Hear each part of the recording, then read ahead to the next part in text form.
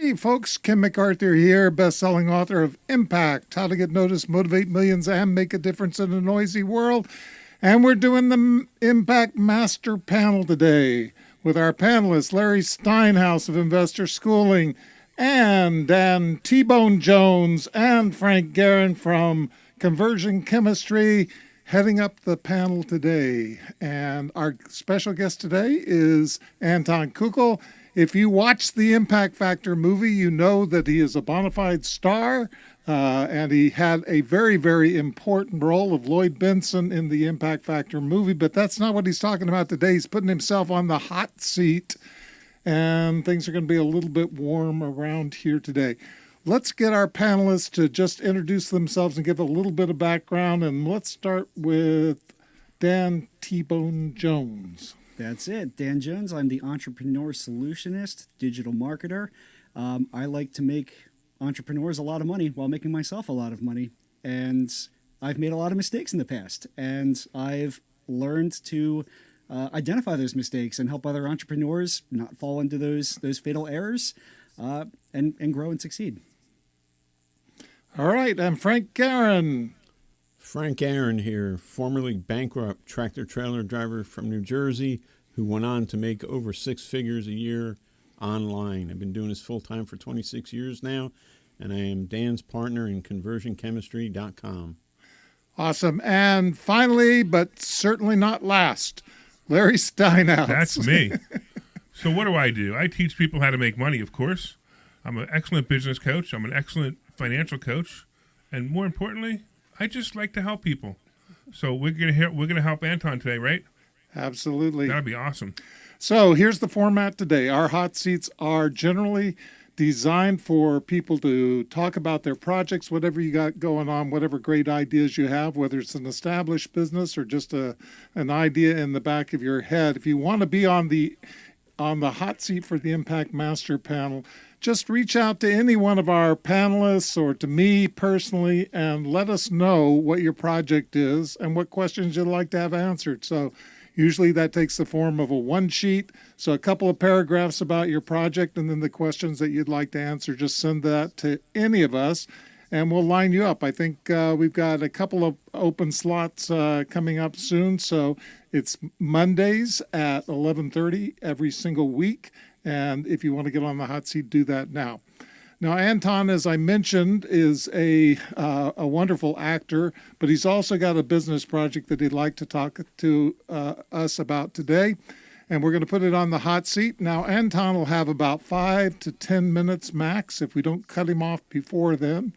And make sure that you get your questions out because this panel can go on for years, days, weeks, months, centuries with all kinds of advice that you never wanted to have if you don't direct us and let us know exactly what you'd like us to answer.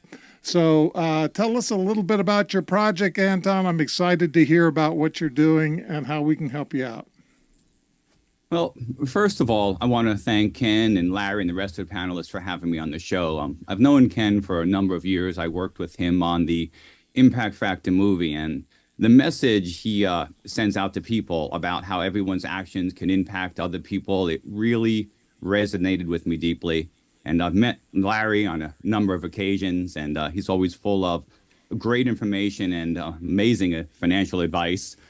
So I really appreciate you're taking the time, all of the panelists and Larry and Ken for taking the time to meet with me today and bring me on their show. Great to have you here. Cool. All right, now you lost 1 minute praising us. Go for it, Anton. Tell us about your project. We've got 58 more to go. So my name is Anton Kukal, as was said. I'm an author and an actor, and I run a theater company called Mystic Realms. It has a tagline of Worlds of Adventure. And I am looking to get some business advice on how to make the company more financially stable in these post-COVID times. I'm also looking to expand our program by creating additional theatric groups doing what we're doing here in New Jersey, in other places, perhaps across the United States and other states and such as that. I guess I want to try to upscale this program. Fantastic. So tell us a little bit about the program that as it is right now. Okay, sure. The program, as it is right now, is a theatrical company that I started in 1997 because I saw a way to help young people develop theatric talents kind of in a way that teach real world life skills. Now, this program uses a type of acting called improvisational acting to help participants develop a self-confidence, leadership ability, and social awareness and organizational skills. Basically, it's taking young people and giving them an opportunity to excel in these social environments in a safe and comfortable community where they can experiment with things to become a better person, to become more confident in themselves. What's the age group that you're attracting? What's your audience right now? Our main age group is probably the end of high school to college age. Sometimes we get people who are older than college age. And we do have members who bring their kids and participate in the program. I think our oldest person ever coming was 74 years old. So yeah. So Anton, I am so confused. Is anybody else as confused as I am? Or is it just because I'm pushing buttons directing this thing? I am only because I checked out Mystic Realms on Facebook and the website, and it looked to me like a LARP community, and nothing really came through of what Anton just said. Yeah, I mean, which is that it's like a development program. Mystic Realms. Let's start with the name. Mystic Realms. What's the first thing you guys think it is? I think it's like medieval times. I think it's a video game. Okay. Right? I mean, that's fine. I agree with you, Mystic Realms, right? But it's not. It's nothing. I mean, what really? Mystic Realms. Got nothing to do. What were you with like dreaming one night and you had a nightmare that you wanted to think of the worst possible name you could call a company and you called it Mystic Realms? Why don't you sell the website to somebody with a game name? Interesting. That's I appreciate that piece of advice. But Mystic Realms captures all of the different settings that the game I guess you can call it a LARP if you like to. I think that oversimplifies our goals. Improvisational acting is proven to generalize through to the skills you learn while LARPing can generalize through to real life situations. But Mystic Realms captures all of the different settings that these theatric events can take place in. So by having Mystic Realms Worlds of Adventure, we can then launch into the fact Mystic Worlds of Adventure. That's a game. That's an absolute video game. That's what it So, sounds like. what are some of the characters in your video game? Yeah. All right. That's a I major think problem. you guys might be looking at it from the wrong way because people buy video games. People you love want that? to So this is a big people problem, Anton. participate. I'm going to tell you a major problem, right? So the funny thing that you just said was great. You said we might be looking at it the wrong way, but there's no possibility that you're looking at it the wrong way, right? Oh, I came here to see if I am, but all right, let's beat up on the name, I guess. But we got to start there. There's so much more to start, but that's probably your biggest problem. We just went out. We have no sound. We have no sound where? I don't hear it. You cut out, and I don't hear. I hear. You have no sound at all? I hear everybody. Can you hear us in the headphones? No. No, So maybe check it's just my your headphones. headphone jack. Okay, sorry about that. You unplugged your headphone jack? Nope.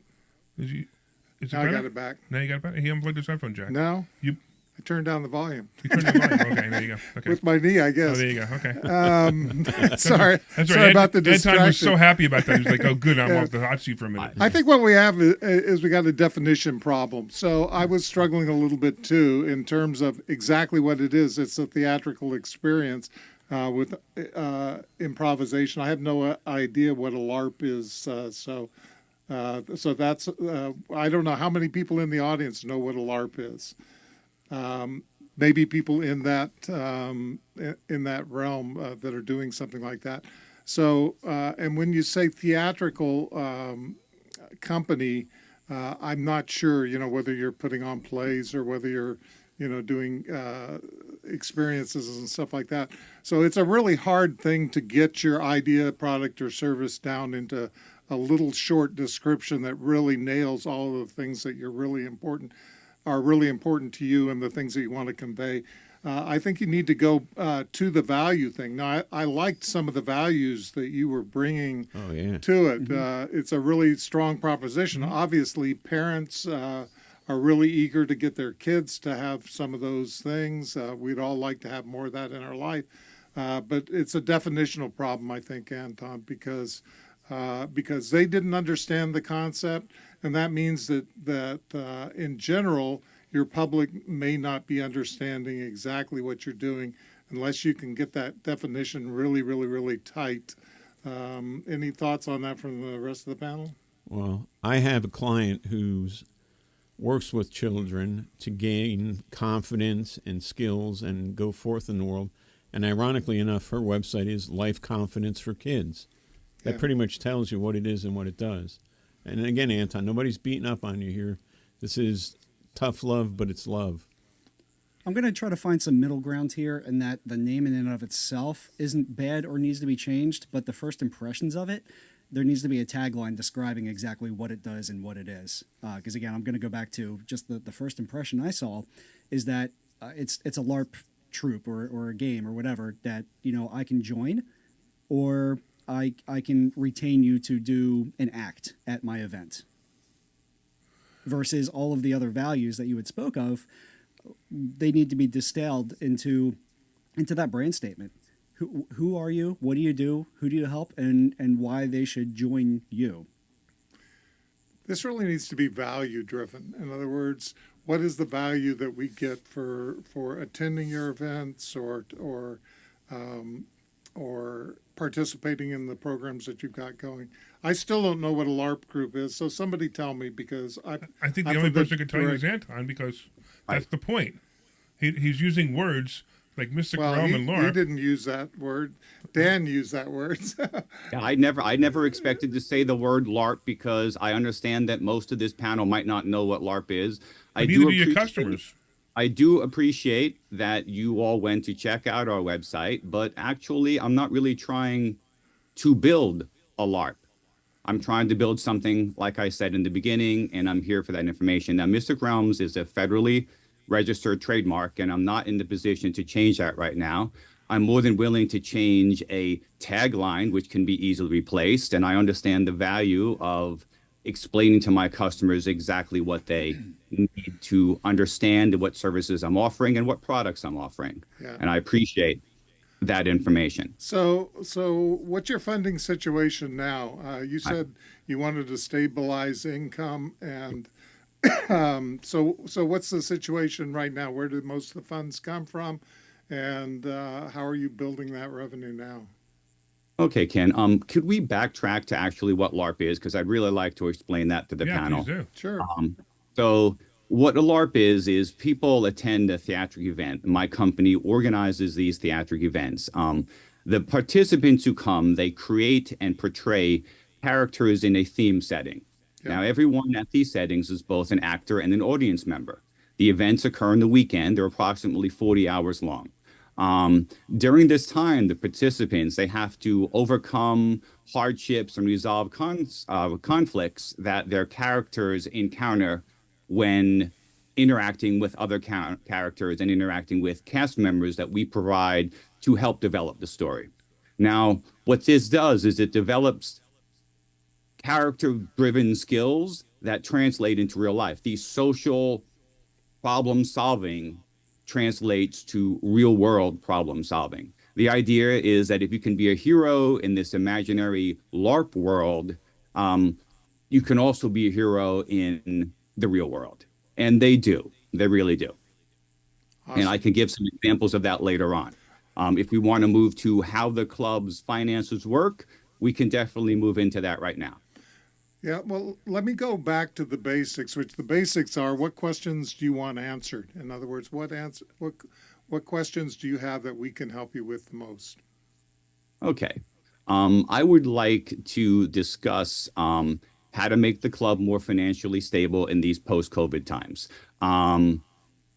It's a new world now with COVID, and everything's getting tighter for people. They don't have as much leisure time, and they don't have enough excess cash to spend in entertainment. And I also, unfortunately, want to talk about expanding our program, unfortunately, because it's expanding our program in these troubling times. We want to go from a one club organization back into a multi-club organization, which we did have in early 2000s. But we've not been able to make that jump again. So I thought that maybe you could provide some advice Okay. on those issues. So where were you getting your leads for this before, pre-COVID? Pre-COVID, let's see. Pre-COVID is, and you're probably going to laugh on this, but we didn't have a lot of trouble getting leads before. We would hang up a few hand-drawn signs in comic book shops, game stores, and on college campuses. And honestly, people came in. I think it's not that way anymore. So we are looking for a way to leverage our advertising. I know that there's new social media opportunities and those other things out there. I understand landing pages, understand how they work, but we're having a trouble because we're in that situation now that we don't have sufficient cash on hand to move towards these new ways of advertising. Anton, what did the people expect when they saw your handwritten advertisement? Why did they show up? What were they expecting? I've been pondering that a lot. They'd see that and they'd see something like be a hero, interact in these worlds, create characters, safe environment, fun things to do. And most of the people going to these comic book stores and going to these game stores are familiar with the concept of live action role playing. And so they were easy to entice to come out and do this because they had a little bit of knowledge beforehand. We would also go to... Hang on just one second. So, so it sounds like people were already familiar with exactly what the role-playing kinds of activities were, and they were looking for a fun experience. So this is all experience-based.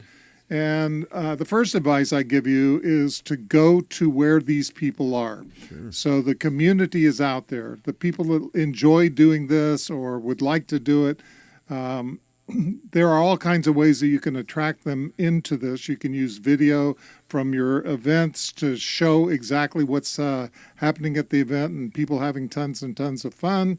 There's all kinds of social media ways that you can tap in for, no little to no money. That you can attract this audience. But the key thing is to find out where these people are now. These people still exist, people that enjoy experiential things. I mean, we've got people breaking out of prison rooms or whatever, and we got all kinds of, we've got those kinds of activities going on now. So people still love going out and doing interesting things, people that have daring ideas. And they're gathered around somebody. Are there Facebook groups that are targeted to this topic? Are you members of those groups? Have you talked about what you're doing within the groups? Those kinds of things. Sure, we've talked about all those things. We've talked about moving into social media. We've talked about targeting ads. We've talked about bringing people to landing pages to collect their emails and those kinds of things. But our difficulty is a catch-22 of getting the funds to do this. Well, and I was hoping to come on. I didn't hear anything. Here's what I heard. I heard you talked about them all. Right. But it doesn't cost any money to join a Facebook group. Well, create one. Is there a Mystic Realms Facebook group? Oh, we have a Mystic Realms Facebook group. How many people are in it? Oh, probably about 700, maybe 1,000. How often do you post? Oh, probably 3-4 times a week, 5 times a week. Are you getting interaction? Not as much as we would like. I think that for us, most people are moving away from Facebook and they're moving to Discord. And a lot of the high school people don't use Facebook at all. A lot of the college kids don't really use Facebook. They're moving to platforms like Discord and Instagram a little bit. So and other platforms. Have you installed Discord? Oh, of course. We have a Discord group, and we try to move people from from Facebook to Discord. Now we always give out like our Facebook group and our Discord group because we go to conventions. I mean, I know you suggested to go to places where people gather, but I was just about to say how we do go to conventions. We go to Ren fairs. We actually run our own Ren fair in South Jersey called the Wheaton Arts Fantasy Festival. We do that every year. We get like maybe 3,000 or 4,000 people coming. It's a wonderful family experience. All of our performers, all the people who do this LARPing, they're practicing performance skills all year long. And so they bring them to the fantasy fair and they perform their roles at the fantasy fair. So They do I'm still stage try- performances. I'm still struggling with what you do because it seems to change as you talk more and more. So you said you were helping people become heroes, or it's just, I mean, it almost sounds like it's what do they call it? You put on a costume? Cosplay. It almost sounds like cosplay. Is that what this is? Well, cosplay is putting on a costume. What we do is having people put on a costume, and then we create a world. We have various. I mean, I can go over the whole program with you if you like, because I understand it does feel like we are jumping around, and I am sorry think about it's a good that. deal. But let me ask you a question. What do you charge for this program? We charge. We had this conversation before, if you remember, and you beat me up on it. And I disagree with your advice. We charge I don't remember $60 for the weekend. You We charge do. how We much? charge $6 a weekend. You said it was too low, and you're probably right. There are people who could pay more, but there are people who could pay less. And my goal is to create a safe environment that is open to everyone. So by bringing these people in at that fair price, they could experience this. So how much? And- How many people show up? How many people do you get on an average weekend? We get maybe 50 to 60 now. You Hence get the 50 problem. to 60 because- paying $60? yeah. 2,500, 3,000 in a weekend. Wait, bring the mic closer. 2,500 to 3,000 in a weekend. That's Yeah. not bad. Do you No. do you poll these people to find out where they're coming from? Oh, sure. I mean, we are a community. So once they join, if they stay, they end up becoming community. And we have pretty good retention on people when they come to experience our events. But that's not what I'm asking. I know you're building community. That's wonderful. But where are the new people coming into the community? For instance, at investor schooling, anytime a student or prospective student comes to a class the first time, the first question is, how did you learn about us? Yes. Yes. You know why that question's important, Yes, right? of course. Yeah. So- And we do that, but we honestly, I mean, yeah, we do that. So But where are it's they not coming like- from? Where are they coming from now? Well, let's look at this weekend. We ran an ad on Facebook, and we targeted D&D players. So I think we got 3 people from that, and they all came from that. We did a performance at a night market here in South Jersey. We were hired to play a bunch of fairies and other characters, like fae characters. We had wings on, we decorated, all lighted. We had people up on giant stilts, all walking around, and we brought this night market to life. And so we also had a booth that we set up there where we were recruiting performers, and we met someone there. So of the 4 new people we had, 1 came from one of our shows, and 3 came from a Facebook ad that we ran. Then do more of that. I'm confused. I'm still. He said 50 to 60 people show up. Now he said 4. That was 4 No, new new people. acquisitions. 4 That new was people. So Yeah, the 50 or 50. 60 people who show up every weekend, they pay you $60 every time they show up. We run monthly actor training sessions, and so that's what we call our LARP events. There are ways to train our performers for our theatrical events like the Fantasy Fair. We also do a huge Halloween show. We do a pirate festival in the summertime, and what we yeah. So we train but wait, performers. once again, the question though was, every weekend, 50 people show up, and do all 50 people pay $60? Yes. And even if they showed up before. Or- Yes. It's Okay. it's a $60 registration fee, but if they don't spend the whole weekend, they only pay for the amount of times that they can come. So we might have 50, 60 people there, but some of them might show up only for Saturday, so they end up paying less. Well, don't do that. That's a big mistake. It's 60. First of all, $60, and I'm going to say it again, is ridiculously low. But at least don't discount it. If the guy doesn't show up, What's the incentive to show up for the weekend if you're going to discount it anyway? Well, I'll just show up one day, so it'll be $30. That's a mistake. It's $60 no matter what. You know, they show up for 1 day, 2 days, or 2 days. That's $100 right there easily. Yeah, easily 100. And right. maybe 60 if you do a loss leader on Groupon or something. Yeah. That's why I would. I don't even know if you could do Groupon with this. It's too difficult to explain it.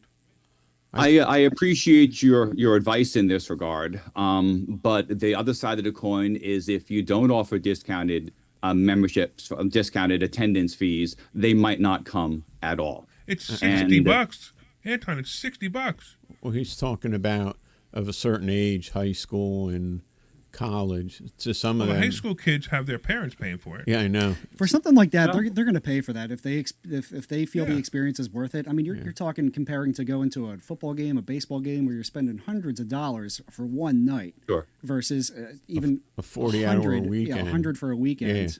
I think you're lowballing on that one for sure. I think it gets to 100. I may be lowballing. I may be lowballing, but as I said, I've always wanted to keep this open for everyone. I came here today to upscale our business and to learn how to upscale it, because if we have 50 people paying $30 or $60, it's a break-even business. If we have 100 people paying the same amount of money, the club is easily able to afford extra money for costumes and all the other things that the club needs. But if you charge $100, you don't need another person. You now have enough money to maybe spend on advertising to get another person in. These events run better with more people. They're good at 50 that people, makes sense, sure. run amazing at 100 people. And they're even more amazing with 200 people, because then you're actually showing up to a place that's a full community. We have beds and stuff for easily 200 people. We used to run with 200 people. Anton, so just in your interest, I'm looking out for your interest here. Thank you. And I want you to get the input that you want. So are you comfortable with the amount of profit that you're getting now from the event? No, because we're running a break even right now. We need to get break even back up to 100 people, which will make us have stronger events and allow us to get everyone there. So if you don't want to increase the price, which I think is good, solid advice, try inching it up a little bit and see if you're losing people or not. I think it's good, solid advice because that'll make a huge difference in your bottom line. The easiest profits are always from within. What can you do to add on to this? How can I make it more beneficial to the people that already exist in the community? Because the real cost of expanding is in reaching out and getting new people. Those 4 people that you're adding every week, you want it to be 10 people that you're at. I mean, every time you want it to be 10 or 20 people that are added in. So if you're really resistant on the price increase and you're not willing to test it out to try and inch it up, or try adding other services and see what things you can add to this to make it more profitable.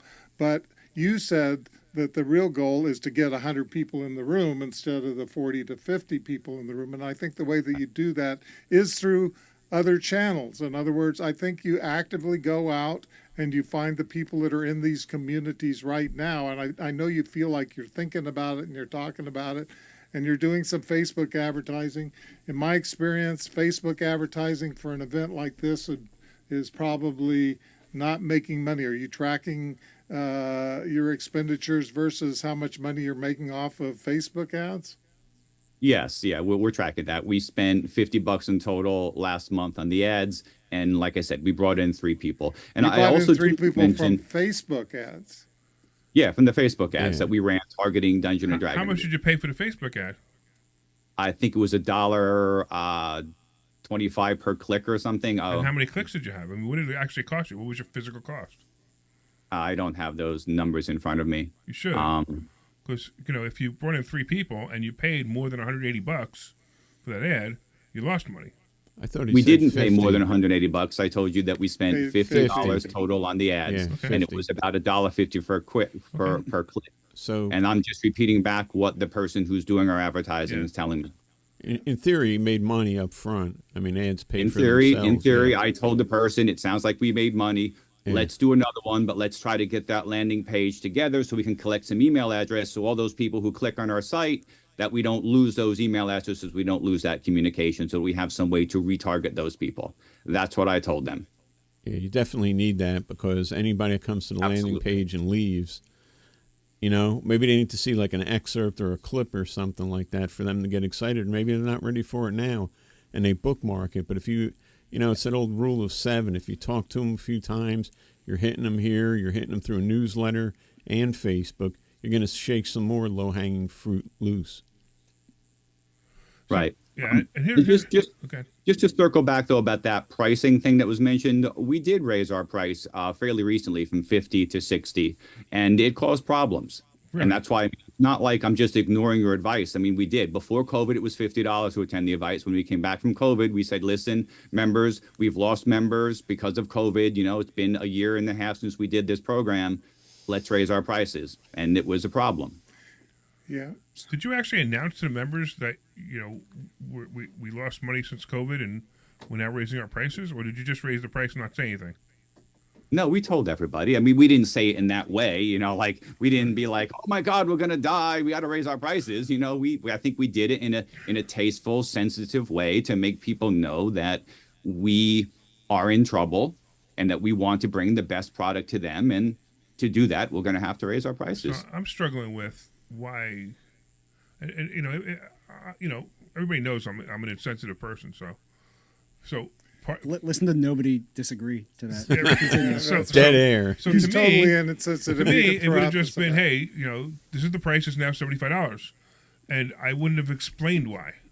I mean, I go into the supermarket and my bread was $4 2 years ago, and now it's $6.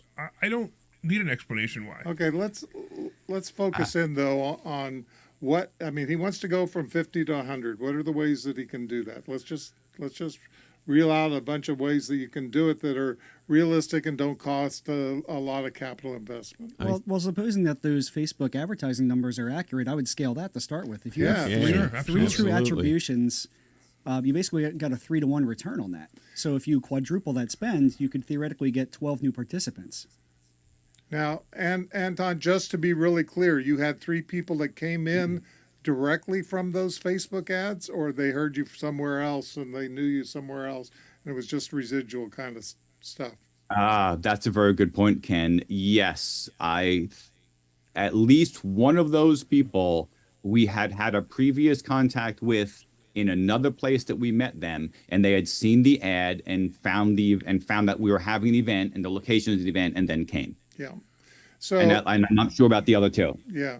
But So that's okay. Right, you That's still make okay money. for Yeah. that's okay for visibility and for rebranding and, Right. and making the awareness and getting it up to the 7 counts and all that kind of stuff. But I want you to have realistic numbers, because it's the magic bullet if you are actually getting people into the room at a profit on Facebook ads, because all you have to do is up the spend on Facebook. You just keep doing it and you plug it in and it goes higher and higher and higher until you've reached all of the audience. But that's not, that magic bullet is also false indicators so many times. In other words, they didn't really come from the Facebook ad. Right. They just happened to see you in 5,000 places and eventually they showed up. We see the same patterns here at Investor Schooling.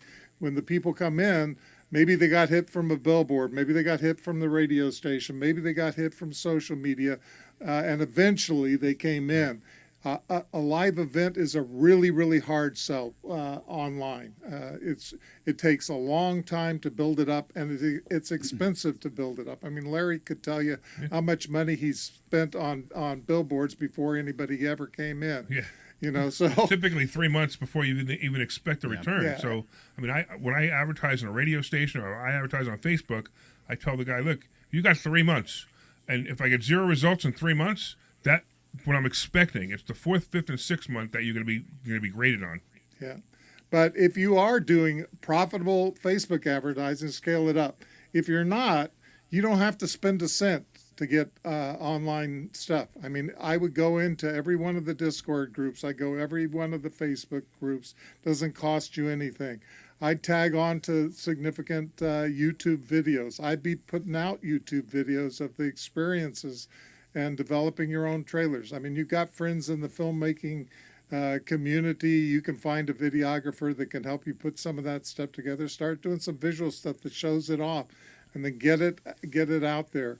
Double up on your university stuff. I mean, it costs gas to go to those places, but maybe you get a college student that can paper everywhere, or something like that. A high school student that can paper everywhere and share their experience. Maybe you can develop an affiliate program where you pay a bonus when people bring people in. Maybe kids would be incentivized by that kind of a program. Bring your friends. Bringing friends is a huge thing. The impact event and stuff like that, I really like to stress that you don't want to do these events alone. You want to bring somebody else. That doubles the people. If you had everybody that's coming to your events bring somebody else, you'd have your 100 people. Yeah, I have a personal question. Those are excellent ideas, and those are all things that we've actually been doing.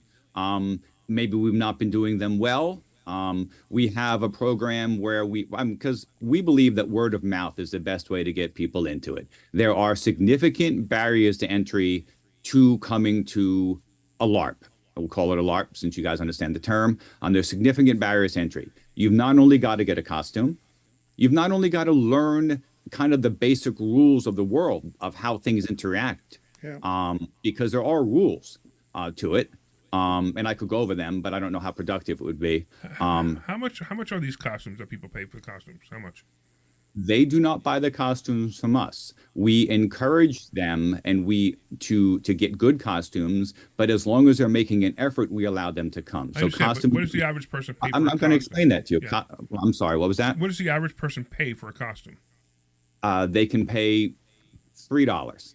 Okay. I was going to describe to you how they can go and they could cut a square piece of cloth and put a hole in the head, put it around their neck, and then belt it at their waist with a piece of rope, and that's called a tabard, and they could show up in that costume with a pair of sweatpants. Okay, that's fine. I just wanted to make sure. I wanted to see what people would pay. So what is the so you're saying that most people have more elaborate costumes? Is that what you're saying?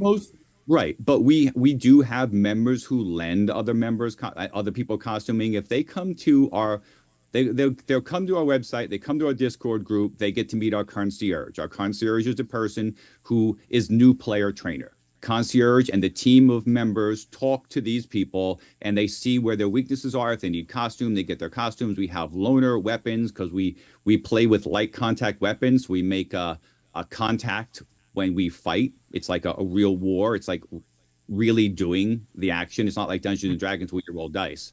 So we help these people get all these things together. So it is cosplay. It is a game, which was weird. At the beginning, I didn't catch that. But okay. So I always saw LARP as like actually doing the thing that you're cosplaying. You're actually you're interacting. Where cosplay is just show up to a convention dressed up as Darth Vader and you talk to each other and all. Right. Yeah. It's full immersion is what this experience is. Yeah. You know what? Dan would love that. Am I going to go test it? I actually knowing Dan, this is like Dan's idea of fun. So he should definitely be there. You should hook up for $60, Dan. You should go. Oh, done. You can even charge me the price I'm suggesting just to prove that it does work. Exactly. There you go. Wait a second. At least it made you one customer. But is this your primary source of income, Anton? I'm a writer. Okay, and I'm glad you asked because I have some books here I'd like to plug. No, I'm just kidding. You can do that at the end, but let's I'm serious. Yes. I got some books I want to plug too. I got money out there, right? But that's right. Let's all plug our books. No, right. So you're making most of your money from writing then? Yeah, I write novels and fiction and stuff. That's cool. Right. I didn't even know that. Yeah. That's okay. So this is a hobby. This business is a hobby. No, I can't define it as a hobby because it's a corporation, and if I define it as a hobby, it would cause me trouble. I don't care what the IRS calls it. I'm calling it what you're actually doing. You can call it what you want to call it. Yeah. I mean, I'm not talking about IRS classification. I'm talking about this is kind of fun for you, and you bring other people in, you have a bit of fun, and you're making a lot of money with it. So it's basically a hobby, and I think part of your frustration is you want to turn it into a real business. But I want to turn it into something that helps people, Larry. That's Okay. what I do. Okay. I've seen this program. I created it. I've worked it for 28 years or so. It's time that it grows. I have the time now, and I want to put the effort in to help other people's kids like it's helped my kids. I mean, So- my kids went through the program. I have a daughter in a United States Service Academy. I have a son in an Ivy League school with a full scholarship. I'm not making stuff up. We've got kids that went to Princeton after Mr. Grounds and stuff. Other people's children. It's successful. It changes lives. Okay, so let's go back to what. So somebody shows up for this for the first time. What should they Sure. expect?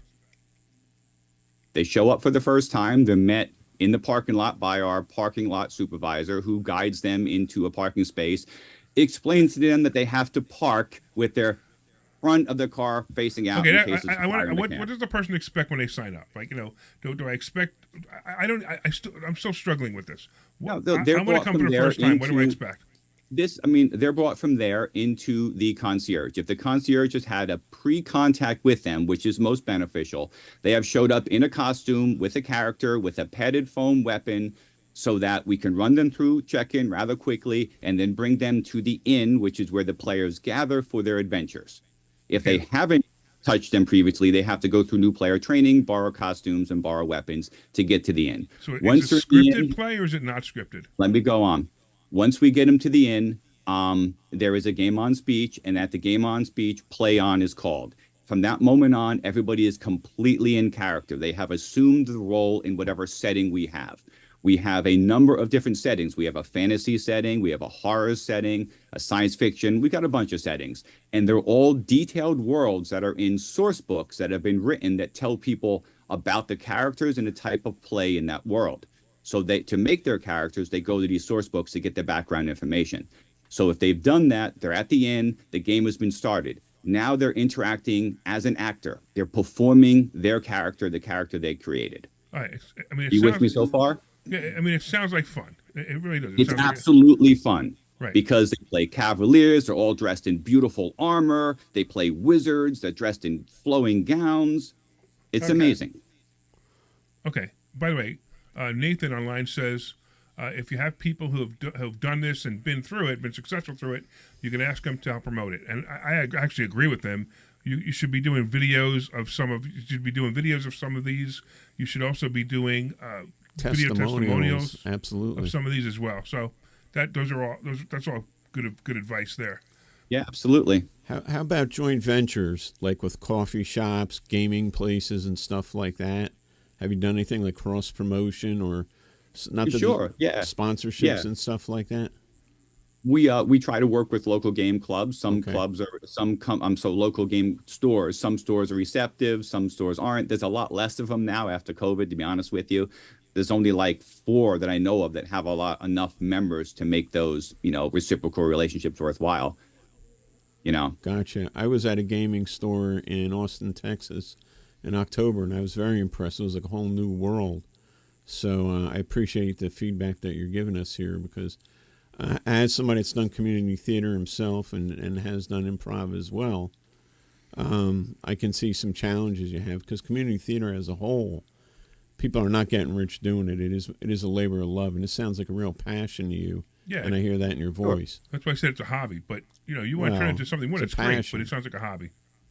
Well, It's a hobby until it's not a hobby, isn't it? And that's why I'm here. Right. If I'm scaled up and I've got 50 clubs with 100 people in each of these clubs all across the United States, and it's all helping these people who That's really a business. sometimes Right. they fall a through major the business. cracks. Yeah. If you're a shy person who likes video games and likes fantasy stuff, You're- and you're kind of alone in your room reading books and stuff like that because you like it, this is your place to go to meet people, to gain friends, to gain confidence. Okay, here's the since you brought up the scaling issue in terms of taking it nationwide or anything like that, the key to any business taking it nationwide is to get one to work, right? And Sure. and if you aren't putting 100 people into your current event and you think that's the magic number, I'd say 150 Yeah. people is the magic number, because it's basically Dunbar's number. which says that all these people will be able to interact with each other and they'll get a great experience out of it. So you'll have a great experience if you have 150 people in the room. But the key to taking it national is to make one of these things work, make it really, really profitable, and then you can expand this idea all over the place. But Right. you've got to get to the 150 people before you can do that. We'll have you back on the show as soon as you get 150 people. Yeah, of course. We'll Yeah. take you to the next level. So the key is, how do you get those people? I think you've gotten some really, really good advice from the team. You can utilize so much more video stuff than you're using now. You can utilize YouTube and all those things. They don't cost you any money. You can use the Discord. If you feel like your audience has all fled to Discord and they're more active in the Discord community, but measure that and see whether or not your people are actually active in the Facebook group or they're active in the Discord. And if they're not, find the groups that they are, because I guarantee there are groups. And this is a long educational process. If you want to make this a passion, and you're doing this for the big impact, you can look at turning it into a nonprofit organization or something like that, and building it out that way. But that's an entirely different model, and I think sponsorships are huge. If you have an active sponsorship program, you may be able to set up relationships with vendors where you'll let people set up vendor booths at your organizations, whether it's dressmakers or costume makers or weapons people. All of those people should have booths at your event, and you should be able to profit from that, either in the form of a sponsorship fee or a percentage of sales of those things, and that'll make you more profitable and give you the resources to expand things out, to be able to do some advertising and keep those prices where he wants to keep them for the accessibility. If you get strategic sponsorships, that can subsidize the ticket prices. Yeah. I'm thinking board games and video games as well. Perhaps there's a sponsorship there. And then the nonprofit thing, I know you don't want to do that. The only thing I'll say is there's got to be grants actually, and stuff like I that. want to interrupt you. We do. That is one of our intentions, to move towards like a nonprofit model for our different clubs. We think that would be something that would work well for what we want to do. You've clearly set up a system. In other words, if you can, I mean, this is a lot of people jumping through a lot of hoops. Oh, yeah. I mean, it's not just like you sell a ticket and you show up and that's it. So you've got a system down, and you've got people participating in it, because obviously it takes more than one person to run an event like this. And you've got systems set up. I'm going to encourage you, because I heard a million times today, I heard the COVID question. I want you to erase that from your vocabulary. It's over. It's over. As far as the public is concerned right now, they aren't making any decisions made off of COVID anymore.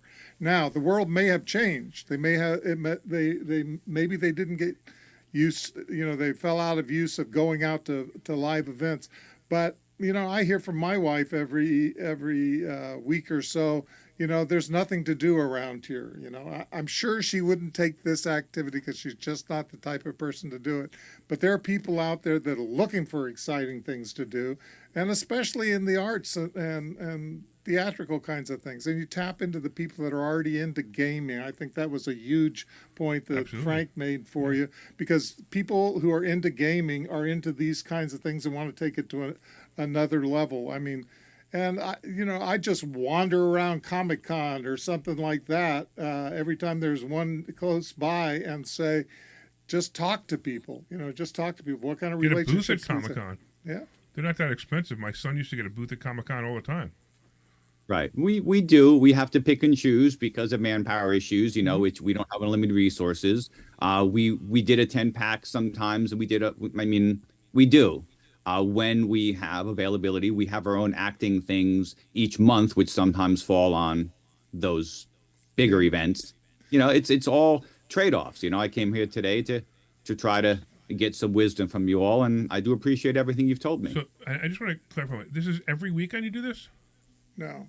We do our big acting event training session, our LARP, every month, once a month, and then we have smaller ones sometimes on the off weeks, in different worlds. Like we have a superhero setting, and we have a post-apocalyptic setting.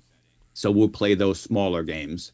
Here's a thought too. What about a subscription? Instead of them paying $60 every week, they pay whatever time they show up, they pay whatever $150 a month, and they could come to every event. We did that for a phase. We tried that. Didn't work.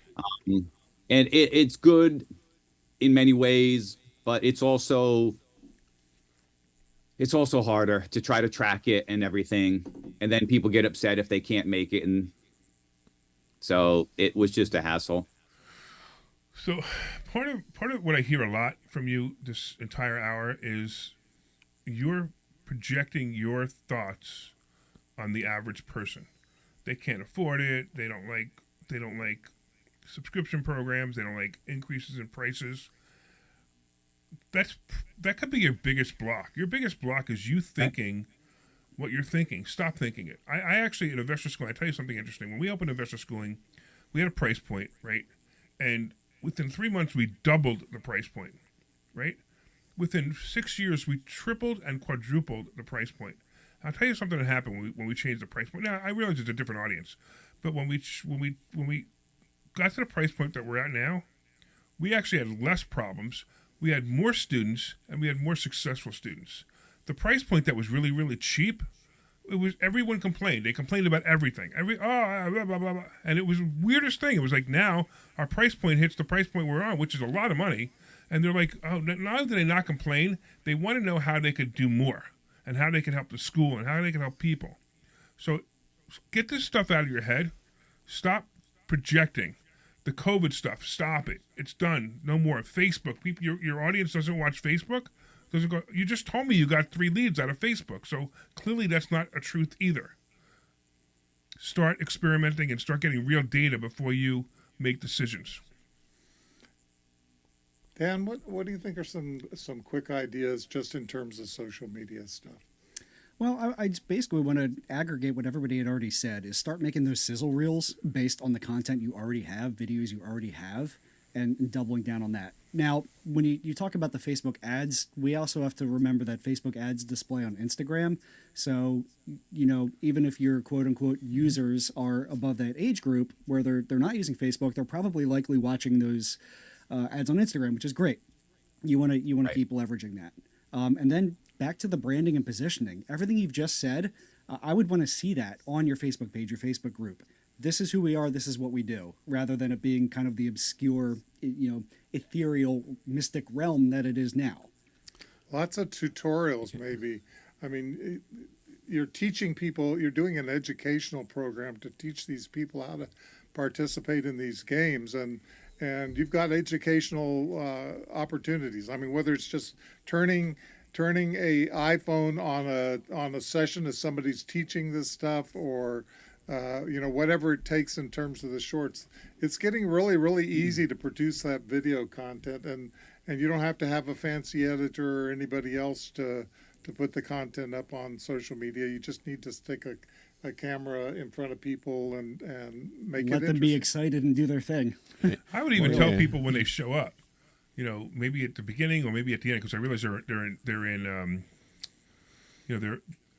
they're full characters, so they can't pull out their camera in character.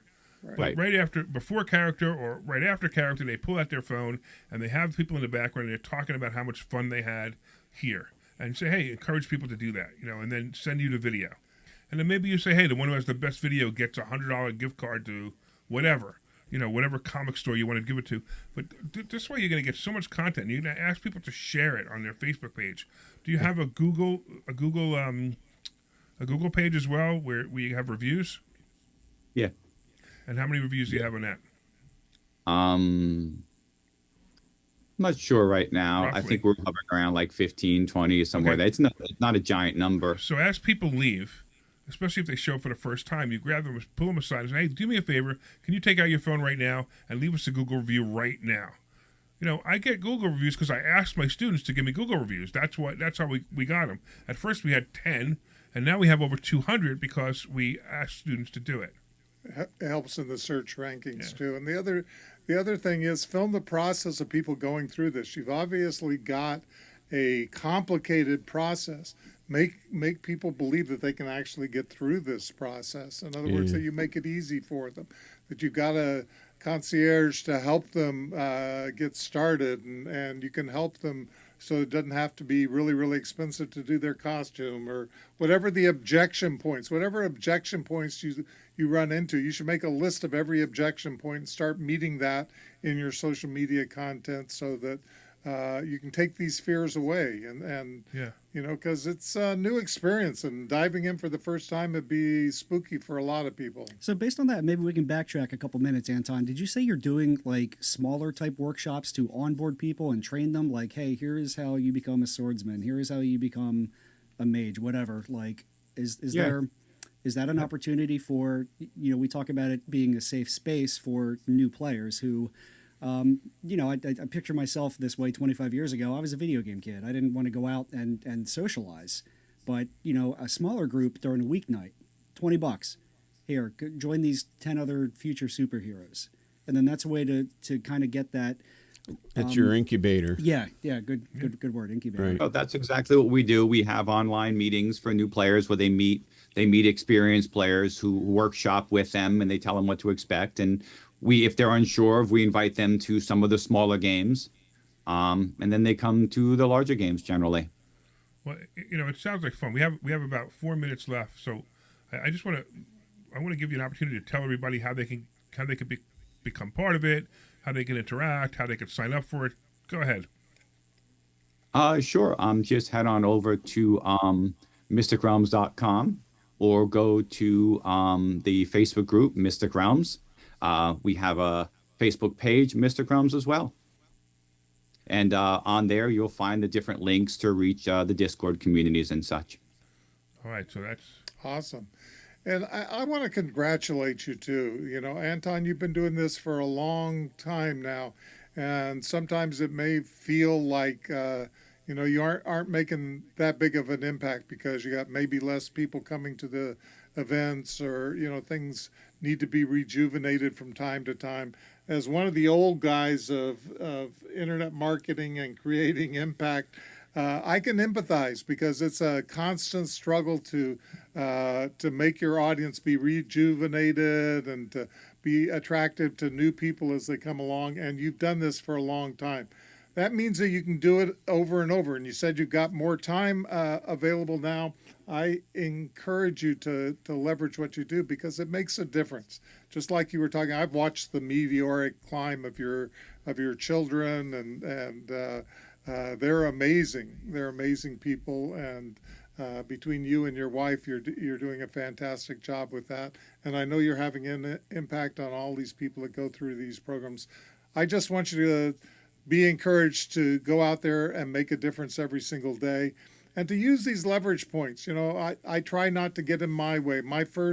As an old timer, my first reaction when anybody tells me I need to do something differently is I've been through this before. I've done it before. This doesn't work anymore. This doesn't do, you know, and so it's a negative kind of a place that I find myself in often. And when you open yourself up and say, well, maybe it didn't work last time. Maybe I didn't put the effort in or take the time to invest in doing something to test it all the way through. Make sure that you're testing things, because all of these opinions about what's going to work for you and stuff like that, that all fades in comparison to what is the test results of a tested program that's really fair and really tracks the actual results, like we were talking about with Facebook ads. If Facebook ads is really bringing in, you know, 3 or 4 people every single time, and it's based on that ad spend that you're doing, that's a magic bullet. That's a powerful, powerful way for you to increase your people being active in the programs. And then go back and take a look at some of these things you've done. See what's produced a result before and see if you can scale it up, because it's exponential. I'd like to thank everybody on the master panel. I'd like to thank Anton for showing up today.